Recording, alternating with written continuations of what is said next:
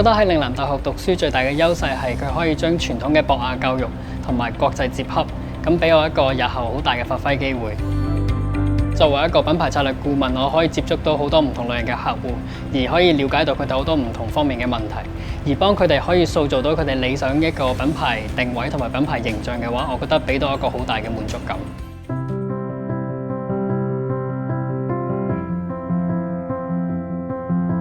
我記得嗰陣時，我有一個機會去外國交流嘅。咁去到交流嘅時候，嗰一間學校係一間傳統嘅博雅教育學校。咁喺嗰度，我可以認識到嚟自40幾個國家唔同嘅朋友，擴闊咗對我呢個世界嘅一啲睇法。咁俾我明白到原來其實呢個世界好大嘅。咁亦都俾我明白到日後其實我應該更加多向呢一方面去了解更加多呢個世界究竟發生緊啲咩事。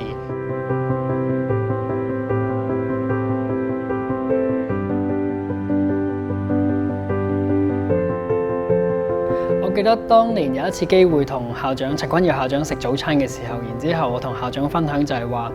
外間有好多人中意將嶺南嘅學生同其他大學嘅人比，會覺得我哋冇佢哋咁好。咁我好記得嗰陣時，校長好真誠咁樣望住我，同我講就係話，作為嶺南嘅學生，我哋絕對唔應該咁樣睇自己。